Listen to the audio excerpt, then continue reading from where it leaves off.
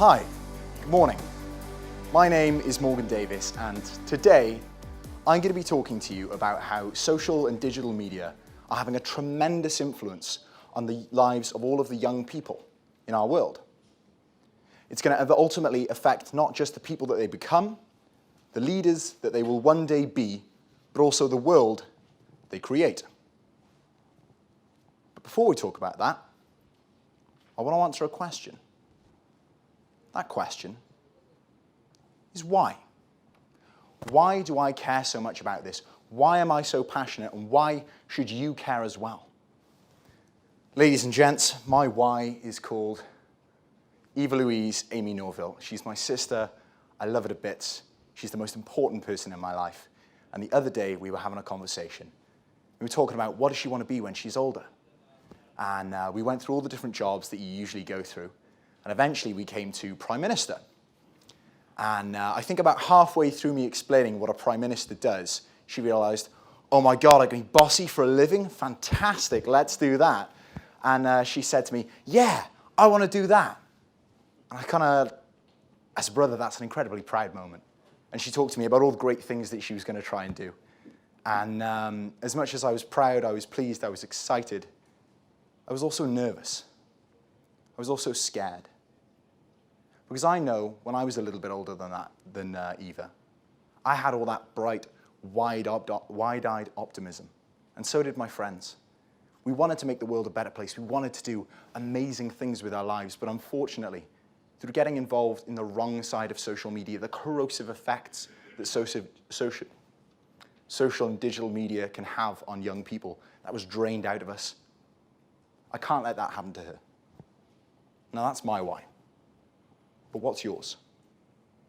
Who is the important young person in your life who you care about, who will one day go through social media and go through digital? Think about them now. Picture them. Maybe it's a son. Maybe it's a daughter. A sister, a brother, a niece, a nephew. Maybe they're not even related to you. Maybe they're not even born yet. Think about them now. Picture them. Because all of the stories I tell you today and all the lessons we can learn can ensure that when we tell their social media story, it's a feel-good film, not a horror movie. So without any further ado, I told you I was going to tell you some stories, and to do that, I need to set the scene. That's me at the age of 12.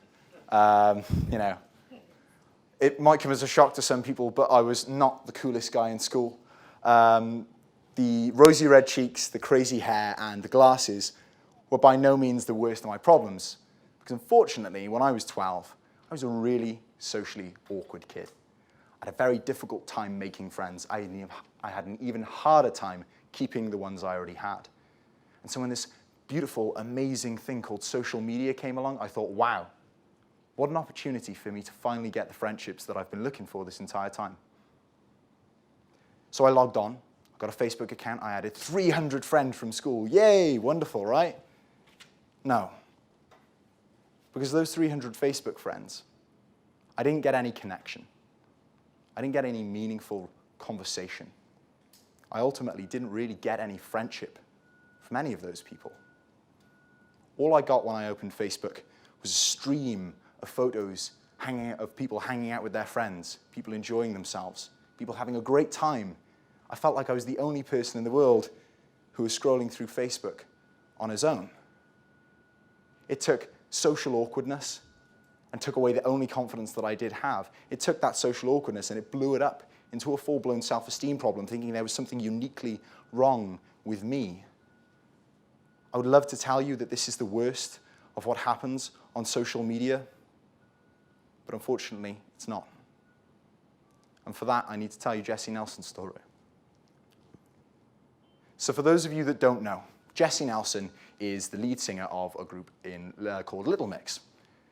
Every day, she works incredibly hard to be at the top of the game that she competes in. She steps out in front of thousands of fans, showing immense bravery, and ultimately, she spends her life making millions of people happy. Surely then, as she's got this fame, she's got this fortune, she has this adoring fan base, she should be the happiest person in the world. You're quite right. She should be. But she's not. Because starting on the day that she won X Factor, Jessie started to get an absolute torrent of abusive messages from people on the internet. And those messages read, "You're too fat. You're too ugly. You shouldn't even be allowed on stage. In fact, I think you should kill yourself." Imagine that. On the day of your greatest achievement in your life, you get 103 emails, for instance, from your work colleagues saying, "You're terrible at your job. That was so bad, you shouldn't even be able to work at this company. In fact, I hated what you did so much, you should kill yourself." Would you be able to come into work the next day? Would you be able to carry on sharing your light with the world? I certainly don't think I would be able to.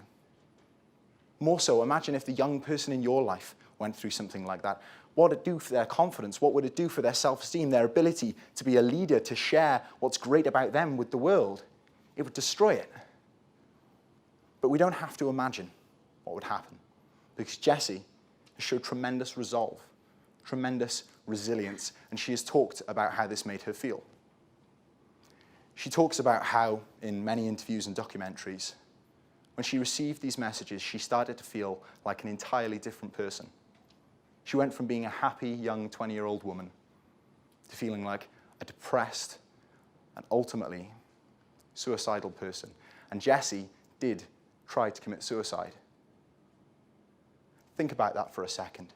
Here's a young leader doing amazing things with their lives, making millions of people happy, and social media almost had the power to take that young person from us, to take that light out of the world.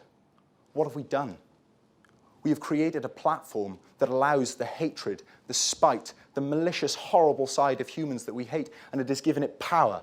It has given it a platform, and it has given us the ability to take the greatest people among us and tear them down. Ultimately, that's horrible. But we have to come back to what it's going to do to our next generation of leaders. And for that, I want you to think about this. Jessie's story is horrible. But what might be more scary is the stories we will never hear of the hundreds of young leaders who tried to do something great in the world, but the abuse that they suffered for doing that through social media was completely overwhelming, that they quit. We don't know how much of a darker place the world is today because we don't have their light. Even more, if you were scared already, prepare to be terrified. When I did this speech and I did my research, I was talking about leadership, and so I looked at the leaders of the past, and one thing I found in common of all of the worst the worst leaders of the last century, the people who did horrible, horrific things, you know who I'm talking about. I will not mention their names because that would be to dignify them. But if you look at any of their childhoods, at any of their formative experiences, you always see a terrible, tragic childhood that can only make you sympathetic towards that person. All the messages that those people get are that you're worthless, you are unimportant, you are unloved, nobody cares about you. And that ultimately is the thing that fuels them to go on and commit the horrible crimes that they do. Is digital creating another generation of leaders that will be fueled by the same emotions? Is it creating another group of dark, embittered, cruel people? God, I hope not. And thankfully, there are people ensuring that it does not. And I want to tell you their story, because this is not a one-sided coin. So, when I kind of reached my lowest low with social media, and I realized it was not going to help me, it was not going to get me the friends that I wanted, I got desperate. And in a decision that still makes me cringe to this day, I typed into Google, how to make friends. It's embarrassing, I know, but I'm so glad I made that decision, because the results were utterly life-changing. What I was presented with in that search result was hundreds and thousands of hours of videos, people teaching charisma, confidence, people teaching you the psychology of friendship. If you want to see the effects that those videos have had on me, then the fact that I am able to be up here today is living, breathing proof. I never would have had the confidence to do this 4 years ago. Think about that for a second. And it's not just charisma, it's so many other issues. We are giving people the power to reach into the lives of young people like me and reverse the damage that has been done to them, to make them more powerful, to make them stronger, to give them the ability to express themselves and ultimately lead. And to think how crazy the fact that that's even possible is, I want to tell you Charlie's story. Charlie runs a channel called Charisma on Command. Some of you might know it, but if you don't, basically Charlie makes videos, kind of what it says on the tin, about charisma, how to be a more sociable, likable person. Now, Charlie has changed my life immeasurably. But let's think about this. Charlie doesn't know me.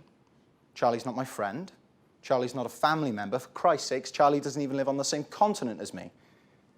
So why then, by all conventional reason, Charlie should have no reason and no ability to reach into my life and change it forever? But he can, and he has.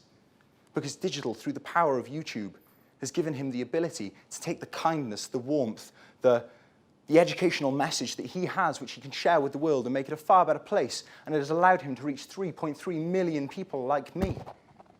What an amazing achievement as a species that we have taken all that is good about humans. We have taken all that is kind, that is warm, all that we love about humans. And we have given that the power, not just to reach the few people that you interact with on a daily basis, but millions. And this is ultimately changing our next generation of leaders forever. And a leader just like that is my best friend, Jared Blanken. So this guy, I love him to bits. He's my best friend. He's called Jared. And Jared has a gift. His gift is for science. He's fantastic at biology and chemistry. Ultimately, what he wants to do with his life is to go into microbiology and further the field of human knowledge, to be a leader within science. But here's the thing. Jared doesn't really get maths. And to go to university, you need a C. And after 5 failed attempts at GCSE maths, it looked like Jared would never be able to share his light, his brilliance, his abilities with the world. And yet, even though he had no classroom hours, even though he had already left school, through the power of world-class educational professors in mathematics that he reached through YouTube, through listening to thousands of hours of or hundreds of hours of their videos, he has managed to get that C. He is going to university, and he will one day contribute to the field of science. That is just one example of a life that has been utterly changed, and the world being made a better place. It's already happening through the power of digital. How amazing is that? How much happier will that make him and the people he will affect? So I have to conclude, and I have to try and answer the question, will digital make or break our leaders of tomorrow? And ultimately, will it make the world a better or a worse place? But I have a really tough job, because if there's anything we've learned over the past 10 minutes, it's that digital is neither a good nor a bad thing.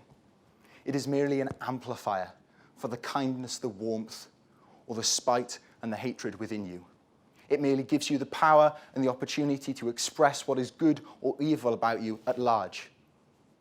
But I do have an answer to the question, and I'd like to tell you it through an analogy.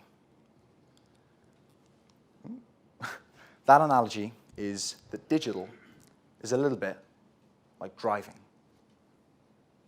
Driving is amazing. As a young person, when you get behind the wheel of your first car and you're roadworthy, there might be no better feeling. It allows you opportunities and freedoms that you have never felt before. It can be a truly amazing experience for a young person to learn to drive and make their life far, far better. But equally, just because driving is this amazing thing doesn't mean that we're handing the keys to our 12-year-olds, sticking them behind the wheel and saying, off you go, get on the road. Of course not. That would be insanity. The results would be utterly tragic. And so why are we doing the exact same thing with digital? The difference is that with driving, we make sure that the kids know the risks. We make sure that they're mature enough when they enter the field and that they are ultimately taught and guided by us, the people that care about them, to make sure that they are safe and empowered by this brilliant skill rather than hurt by it. And digital is the exact same. It has the opportunity to create a generation of leaders greater than ever we have seen before. I truly believe that. I think we can have people that will solve the world's problems like we have never seen before. But that's the potential. That's the opportunity we have if we take the time. If we think about that young person in your life who I asked you to think about at the beginning, think about them again now. Who are they? Will you take the time? Will you make sure that they are guided towards the lights in social media, like Charlie, like the brilliant people doing amazing things? Or will we let them suffer the consequences of not knowing what they're doing? Because they are the digital leaders of tomorrow. But we are the digital leaders of today. And so the power, the responsibility, and ultimately the decision whether to make the world a better or a worse place with digital is ours. Thank you.